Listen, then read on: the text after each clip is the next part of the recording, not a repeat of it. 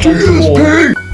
Good morning, ladies and gentlemen. This is TSP, and my name is Tarif Naqvi. I am the director at World Speech Academy. Now, today we're going to go right back to the beginning. In the beginning, there was nothing, and then bang, everything came about. Well, this is the beginning of how I started my public speaking career, how I started acting, and all the really good things about myself. Okay, alright, that sounded a bit cocky, but hey, there's nothing wrong with being a bit cocky. So where did I start off? Well, let's go back to 1995. I was born and raised in the good old of Crawley town in West Sussex, and you know, as I was growing up, going to school and stuff, there was this thing inside of me that I wanted to really showcase to people. As a child, I used to pretend to be different people and act. Well, let's start back from 1995. My first passion was films, any sort of film. Mainly it was Bollywood films or whatever that, you know, it could be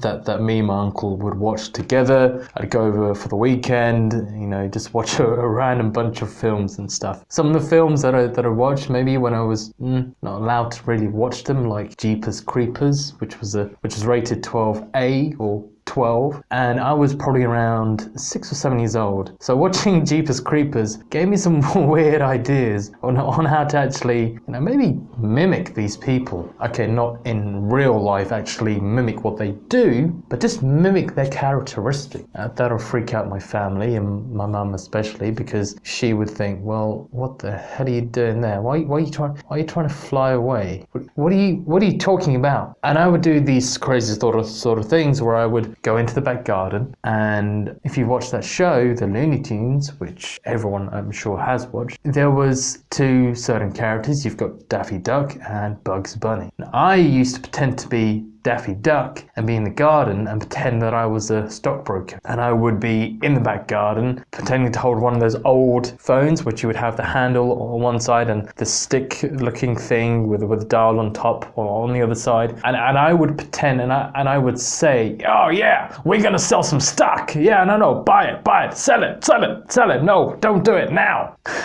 Okay, that's probably freaked you out a little bit, but bear with me, which you have done so far if you're still listening and you haven't turned it off. When I was doing that, I realized actually I want to do some acting. I must have also wanted to do some acting. I also enjoyed doing martial arts with my friend Ollie, since I've known since preschool, and I still know very well to this day, and we still try and meet up with each other here and then.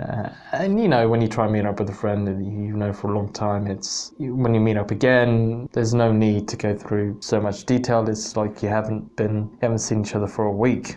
But martial arts wasn't really my thing, and I realized when I started doing drama studies at school that actually acting was taking more of a precedent over what I wanted to do. So when I started acting and going through and doing these different plays and playing these different characters and whatnot, really getting into these really interesting stories, I realized that I could do some speeches to people, maybe as these characters, or maybe I could write a speech, for myself that I would deliver as me. I would pick a topic, whatever it may be, and just showcase that to people. Now I realized that was, at the time, well, I actually didn't realize, I actually thought it was quite easy to just stand up and deliver a speech to people, right? I'd been so used to acting and pretending to be other characters that I thought, yeah, this is fine, I can just take the acting side and do my own speech. But there was nothing pre-written that I could use. I had to come up with ideas for myself on the spot. And so, okay, well, I can write something up for myself and showcase it to people. So the first example and first experience that I had of public speaking is when I was standing in front of my religious community, and there was a ceremony going on, well, commemoration, not ceremony, for 10 days, right? And every evening throughout those 10 days, there would be a person who would come in, you know, do a speech about religion and what you should do, and what not to do, and then commemorate a particular event that had happened in the Islamic past. Now, usually before the vicar or priest or whoever it is, who would come in, and before they did their main speech, there would be other people. They would do maybe hymns, maybe, poem to commemorate this event that had happened. Now, I thought it'd be a good idea for myself to do a speech about how we should lead our life. And that speech was about Narnia and the afterlife. Ooh, Lion, Witch and the Wardrobe. Ooh, interesting. And I thought with Narnia, you have all these characters who are in a completely different world. It's a fantasy world. You have the really beautiful, great side of, the good side, and where they live in the forests and stuff with all the little creatures and whatnot, and they're enjoying their lives. And then hell represents the White Witch, who would have all these monstrous looking beings and stuff and be living in these areas where it's not habitable at all, and how they're not nice, right? And that's how I represented hell, and that's how I represented the afterlife. Now, you don't have to agree with that. This is when I was 14 years old, okay? It's up to you. Look, you either believe in heaven or hell, or you don't, and that's just down to you, right? But at that time, this is what I was trying to tell people. I was trying to tell people this is how the afterlife is represented in this way. And I thought it was a great idea. So I'd written down all these really great things into great detail, and I had my mind prepared in my speech, and I had my movements and how I would say things all prepped until it comes to the night where I have to deliver this speech. Now, bear in mind, everyone was sitting on the floor, and my uncle was sitting by the side next to the radiator, and I was sitting next to him. and he looked at me. He's like, "Good luck, kid. Yeah, I'm sure you do well." And he was like, "Go on, son. Go on," clapping, which at that time, all right, it may have been a bit too much, and me with my smirky, smiley face is like, yeah, I can do this. The only issue is, when I stood up, I had forgotten how many people there actually were there. There were about 50 people, all sat down on the floor. I looked out to the sea of people and realized, oh boy, what made it even worse is that there was a guy sat down right in front of me, looking directly into my eyes, right? His eyes pierced my soul. I couldn't think of what I was going to say. I lost track of everything. I forgot how I was going to move, how I was going to say things. What am I going to say? He's looking at me like I'd committed like a crime or something. And I thought to myself, just look away. Don't look at him. But I can't look away from him because he's looking at me. And if I look away from him, it looks weird and it feels really, really awkward. It was awkward, and I couldn't look away from him because he just kept staring at me. So I stood there, my ears are all burning up, my face went red, my hands were completely frozen, my legs didn't want to move, even though I wanted to get off the stage and run out of the building and just sit down behind the community center and just cry in my eyes. I go, I can't do this speech. I couldn't do that. So I forced myself to start my speech. That's what happened. And then I started to slur my words, and I got it out, good evening, ladies and gentlemen. I'm here to do a speech about how Narnia links to the afterlife. It was horrible. I didn't like it one bit. I thought, damn, if I want to be in the afterlife, I want to be in hell. I don't want to be here. I don't deserve to be here. This is worse than being in the hell side of Narnia, right? I'd rather be a Minotaur fighting for the White Witch than be where I was at that point in time, standing on stage and delivering that speech. I did not want to speak to anyone, right?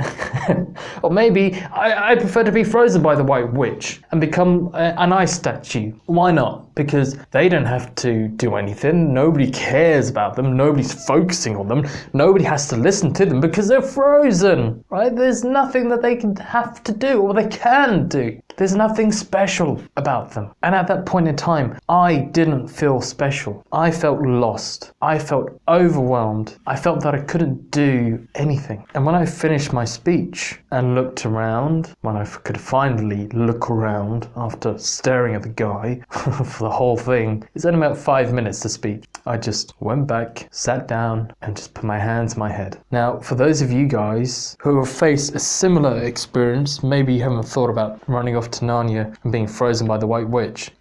But those of you who've been through that similar experience, yeah, it's tough. It's horrible. It's really hard to get over. Especially say, you've done your first speech in your entire life, right? Not acting, but actually doing a speech that you've written and that you are delivering to a group of people. It's horrible. You feel like you want to give up and not do any more public speeches again. Well, this is the thing. I realized at that point in time, and my uncle said to me, look, it was okay, all right? But then in my head, I said, well, no, it wasn't okay. That was horrible. So I decided that I would do more speeches. And the more speeches I do, the better I will become at doing these things. And if I don't and just sit here and wallow and cry like a little sissy about me not being able to do a speech on my first go, I'm not going to move ahead. It's cliche, but the more you fail, the more you learn. If you fail, you learn from that failure and you improve yourself. You change things. Keyword, change, right? You have to change your mindset. You have to think, what are you doing? What didn't work? You have to believe in yourself. You have to keep things and make them repetitive. When I talk about learning things from your mistakes, right? Practice what it was, whatever it was. And then as time went on and the more experience that I'd gained, especially through acting as well, and overcoming that fear of standing in front of people and realizing, look, this is me, this is who I am, this is a speech I'm going to deliver to you guys. This is how I'm going to do it.